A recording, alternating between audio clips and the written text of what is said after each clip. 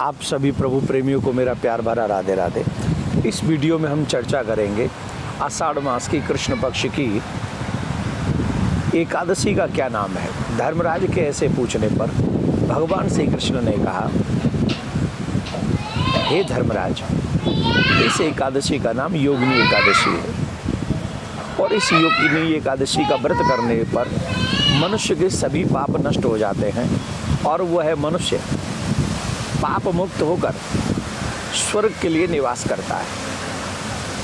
पूर्व काल की पुराणों में एक कथा आती है।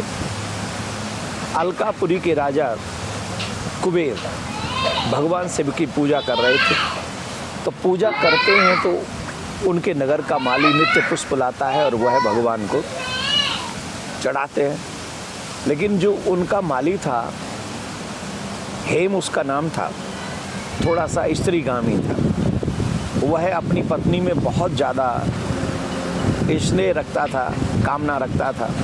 एक दिन जब कुबेर पूजा करने के लिए बैठे तो वो पुष्प लाने में उसने बहुत विलम्ब कर दिया और जब पुष्प लाने में विलम्ब कर दिया तो पूछवाया कि क्यों नहीं लाया, तो पता चला कि वो अपनी स्त्री से हास्य विनोद में व्यस्त है, इसलिए वो नहीं ला पाया।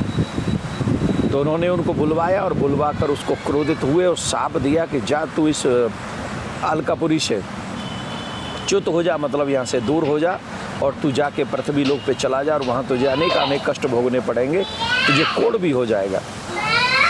ऐसा ही हुआ, वो गिर गया, पृथ्वी पे चला गया तत्क्षण और वो रोग से पीड़ित हो गया, बड़ा परेशान अपसेट हो गया। क्या किया जाए? तो एक दिन भगवान संत की बड़ी कृपा उनके ऊपर हुई।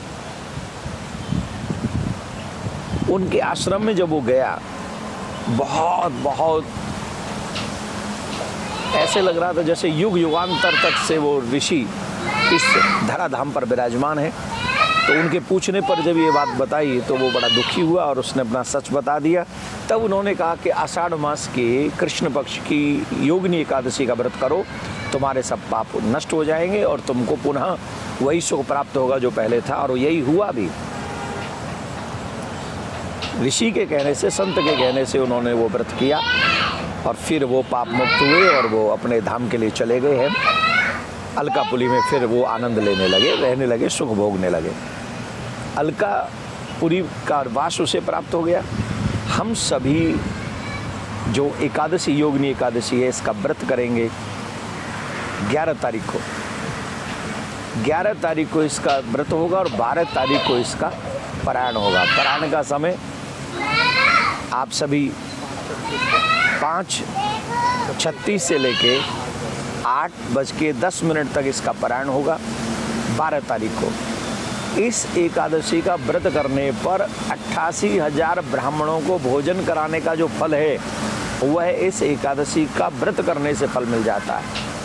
और निष्काम भाव से अगर ये व्रत किया जाए, कोई कामना ही न हो, तो निश्चित तौर पे ये भगवत प्राप्ति, प्रिया कांजू की प्राप्ति कराती है। तो मैं आप सभी से प्रार्थना करूँगा आप इस व्रत को करें और अपने छोटे छोटे बच्चों पर भी ध्यान दें। हो सके तो उस दिन उनको अन्न न खिलाएं, बाकी का व्रत कर ले वैसे ही। और प्रिया कांजू आपके ऊपर कृपा करें, खूब चकाचक आपके जीवन में यश, वैभव, तरक्की बनी रहे, सदमार्गी बने रहें। यही प्रिया कांजू से प्रार्थना करता हूँ। एक और प्रार्थना करता हूँ, गुरु पूर्णिमा आने वाली है। गुरु पूर्णिमा पे जितने भी शिष्य लोग सुन रहे हैं वो सब पहुँचे और अपने बच्चों पे विशेष ध्यान दें, वो संस्कारी बने। ये हमारे लिए बहुत ज़रूरी है। राधे राधे।